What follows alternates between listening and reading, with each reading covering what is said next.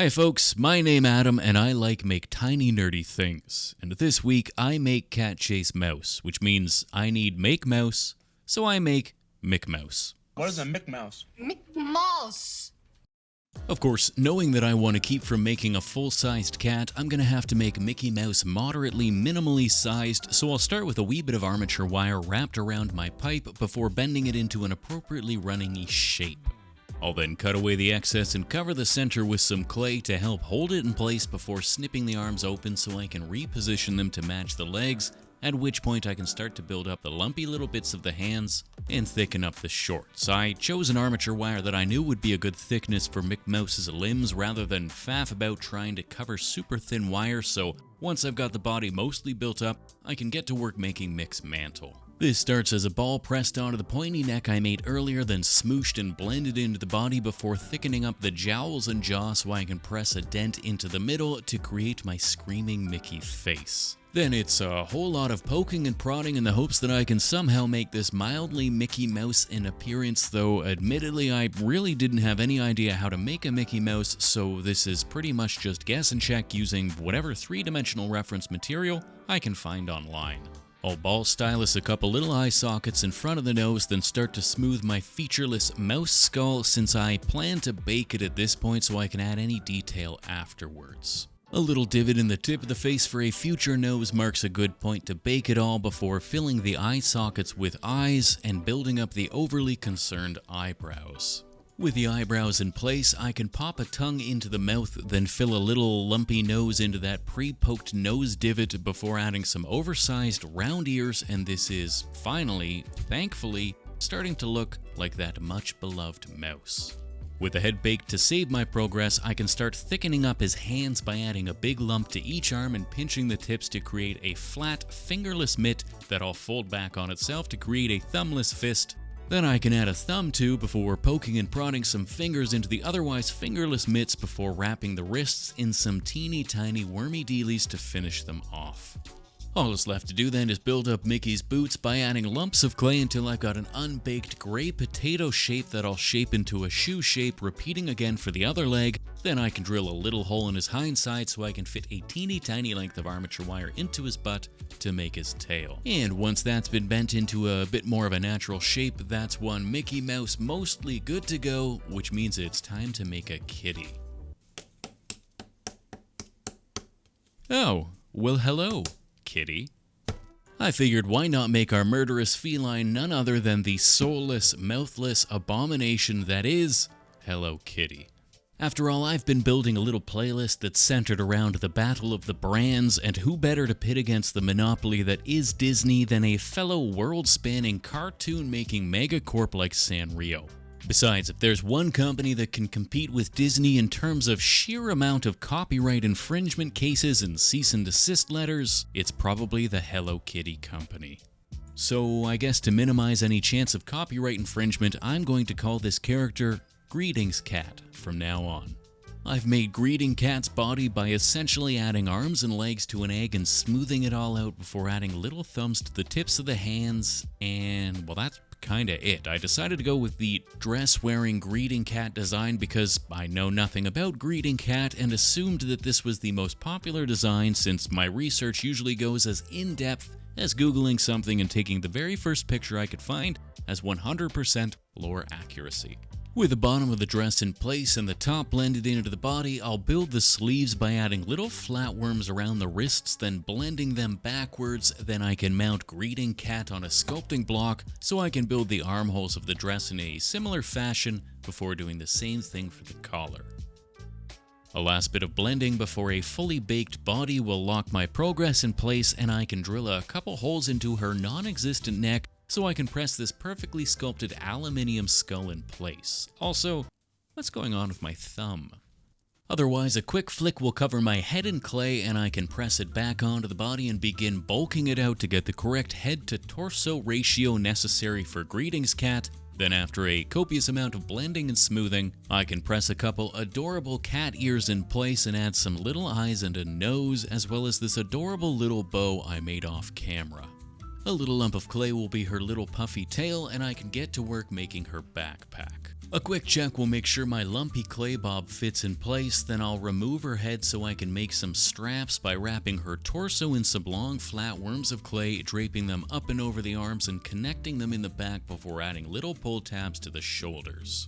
Before I press the backpack in place though, I need to make said backpack, so I'll take my untextured lump and start adding the stitched edging with a knife before refining the shape with some shaping tools, at which point I can then cut the backpack open to expose the insides to the outside, which will be important later. For now, I'll fit the freshly textured bag onto Greeting Cat's back, where I'll press an indent into the edge of the opened bag so I can add the zipper as well as a smaller front pocket to the bottom half of the bag to make it a little bit more interesting. Now, the reason I left the bag open was that I wanted to leave space to add some Minnie Mouse limbs hanging out where our nondescript, legally distinct Greetings Cat caught up with one half of the mousy duo, thus reinforcing the fear you see in Mickey's eyes. I'll press the bag closed and add a couple of pull tags to the zippers, and that's one fully sculpted, monochrome cat versus mouse ready for a coat of paint.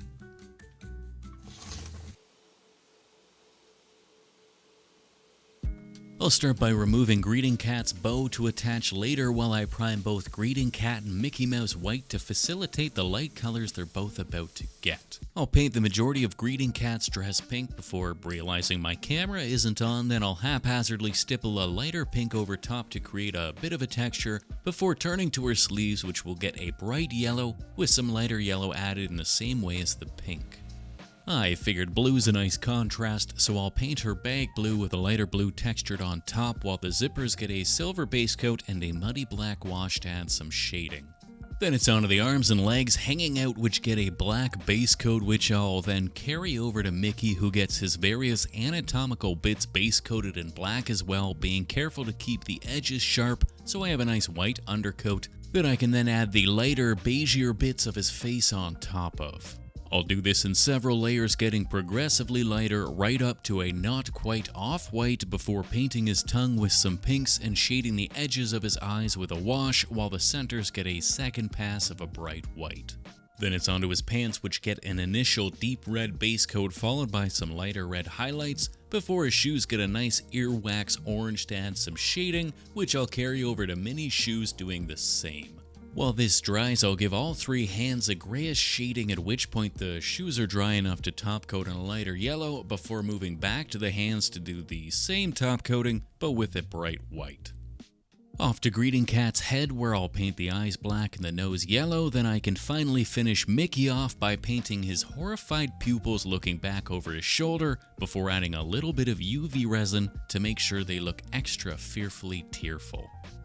With that, these two are all but done. However, I figured Greeting Cat's basic white base tone's a bit boring, so I'll pop her head off and mount both her head and body on an armature rod, while I cover her eyes and nose in some sticky tack and her sleeves and dress in some painter's tape so I can break out a bag of unidentifiable white dust, which is, of course, ultra-fine 1mm white flock.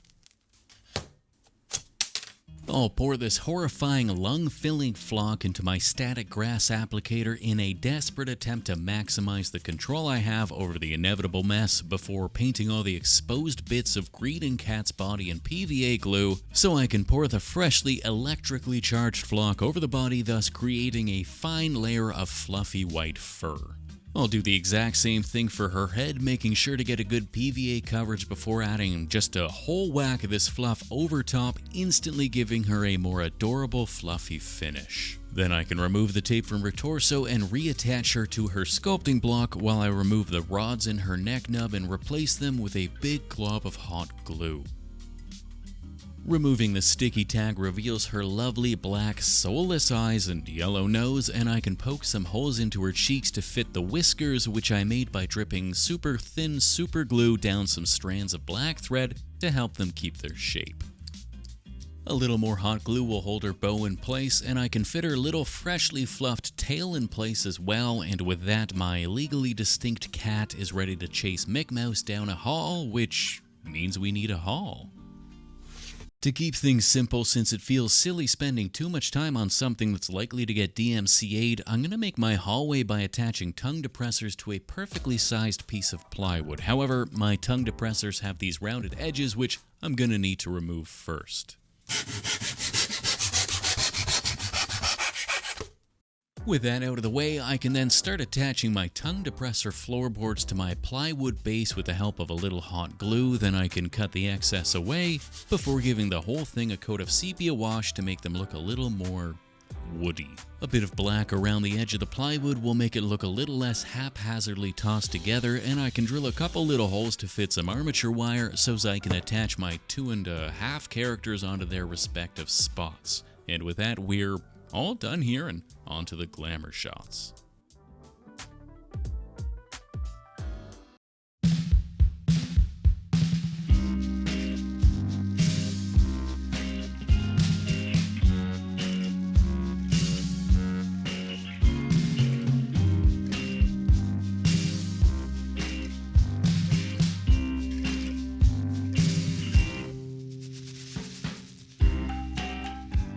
As always, a big old thank you to those absolute gems over on Patreon, and a special hey how are you to the newest of them, Edith and Flora, you rock, Hi Wade, Felix says hi, Jeffrey, Love Sniff, David and Soren are my favorite viewers, Alina Fury, Steve Stalker, Chicken Noodle in the Gym, Sammy, Bobo,